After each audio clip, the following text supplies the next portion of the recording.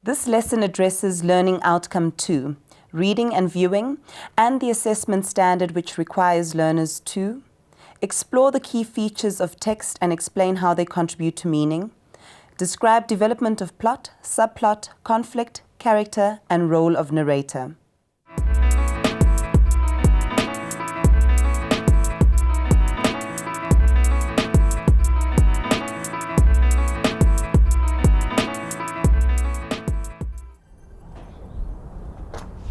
Hey Mzandla, what are you up to? Hi Bongo. I can't believe that we have to read this entire novel. I mean, we haven't even got started and I'm bored already.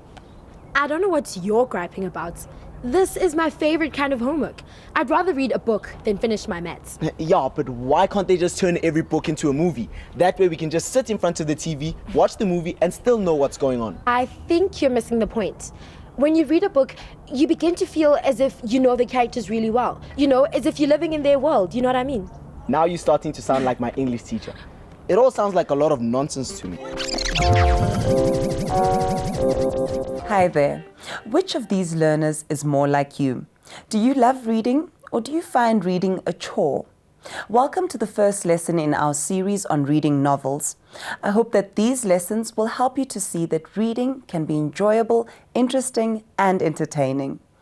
In this series, you're going to read a novel and find out about all of the components that make up a novel. Although we are going to focus on one novel in this series, the skills and techniques for reading a novel that we will learn about in these lessons can be applied to any novel that you read. Most importantly, though, this series will help you discover how reading a novel can expand your world.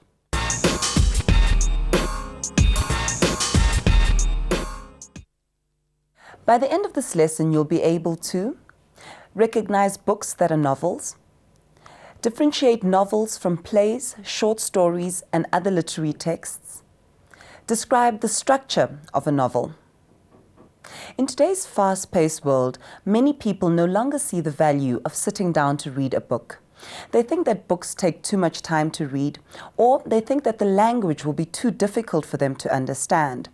But the reality is that books can expand your world. They can introduce you to new people, they can take you to places you may never otherwise get to, and they can teach you lessons that you may never otherwise learn. But don't take my word for it. Here's what a range of people have to say about the value of books and reading. Reading is a discount ticket to everywhere. A well-composed book is a magic carpet on which we are wafted to a world that we cannot enter in any other way. Books open your mind, broaden your mind, and strengthen you as nothing else will. We need to read to know we are not alone. Books were my path to personal freedom. I learned to read at age 3 and soon discovered that there was a whole world to conquer that went beyond our farm in Mississippi. The more you read, the more things you will know. The more that you learn, the more places you'll go. So, as you can see, a good book can be so much more than just a story. In fact, books are how many civilizations have collected their history and culture. Although novels are not factual accounts of culture and history, they do give us insight into the kind of things that people said, did, and thought about at different times. The famous libraries of Constantinople are one example of an attempt to preserve history through preserving books. Let's find out more about it. Constantinople was at one point a prosperous and highly intellectual city. The people who lived in Constantinople recognized the importance of learning and worked very hard to collect manuscripts or documents for their libraries. Because of Constantinople's great wealth and prosperity, it became the target for a number of bloody wars. During these wars, the libraries were destroyed and much of the history and learning of the civilization was lost. Today, it is recognized that the loss of these libraries was perhaps one of the saddest events of all time. Okay, so the people of Constantinople saw the value of preserving texts, but what about today? Have you heard of the Timbuktu project? You may have heard people jokingly say that they are headed for Timbuktu, but Timbuktu is a real place. It is an important city in Mali in West Africa, and today it is recognized for its glorious history of learning. In fact, there's even a West African proverb that states, "Salt comes from the north, gold from the south, but the word of God and the treasures of wisdom come from Timbuktu." Just like the people of Constantinople established libraries to preserve texts, the Great Library Project in Timbuktu aims to preserve ancient manuscripts. The most exciting thing about the library in Timbuktu is that it will contain records of African history and learning. This will mean that people from around the world will be able to learn about some of Africa's wisdom. The Timbuktu Library Project is such an important preservation project that even President Thabo Mbeki and NEPID supported. In fact, at the Timbuktu fundraising dinner, President Thabo Mbeki said, "Our work in Timbuktu is a living example of this contemporary process of reclamation and reassertion of identity, history, and the rightful place of Africa's centers of civilization."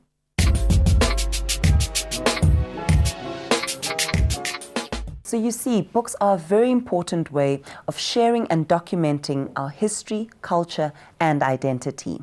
Although they are works of fiction, novels enable us to learn about other people's history, culture, and identity, and this makes us more aware of ourselves and how we fit into the world. How would you define a novel? Here is what a formal definition of a novel is. Novels are works of prose fiction with an extended narrative, a variety of characters, and complications of plot. Novels are written in prose, which means that the language is very like our day-to-day conversations. Novels are written like stories, not like poems. So, novels are imaginative long stories about made-up people who go through a variety of experiences that are written in ordinary everyday language. Now that we know what novels are, let's think about who the important people are in novels. The writer is the most important person in a novel because without this person, the novel wouldn't exist. The writer can write the novel as if she were a part of the story, or she can write it as if she were just observing the story. The writer can write the story as if she's the narrator, or she can invent a character to tell the story. A narrator is the person who tells the story, and a character is any created person in the story. Characters in a novel come from the writer's imagination. They might be based on real people, but they are fictional. Being able to recognize and talk about characters, narrators, and speakers is the first step towards understanding a novel. And as we continue with these lessons, we will show you how to do this. Now, let's think about the structure of a novel. Novels are often written like this. First, we are introduced to the characters, the place where the story will happen, the time in which the story is set, and a little bit about where the story is going. The build-up is the series of events that progress with the story to the point where a climax or anticlimax will happen.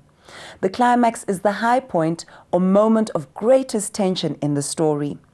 Sometimes this moment is the opposite of what we are expecting, and then we would call it an anticlimax.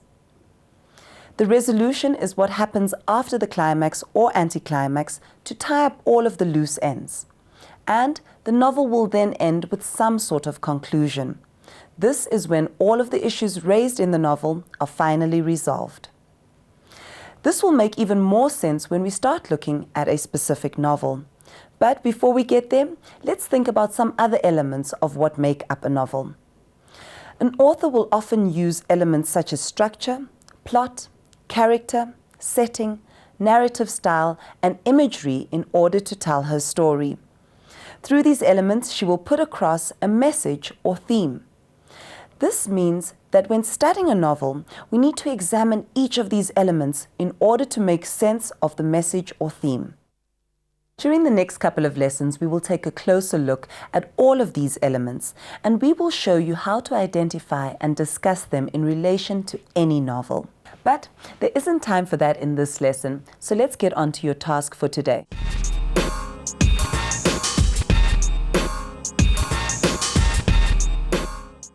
Use the novel structure we have just examined to create an outline for your own story. Make sure that you include 3 characters in your story and ensure that you have a climactic moment. When your outline is finished, think about how changing your climax to an anticlimax will change the story. This task will help you to really understand how novels are structured and the difference between a climax and anticlimax. Well, that's all for today. Join me in the next episode when we will start looking at a specific novel. Till then, keep reading.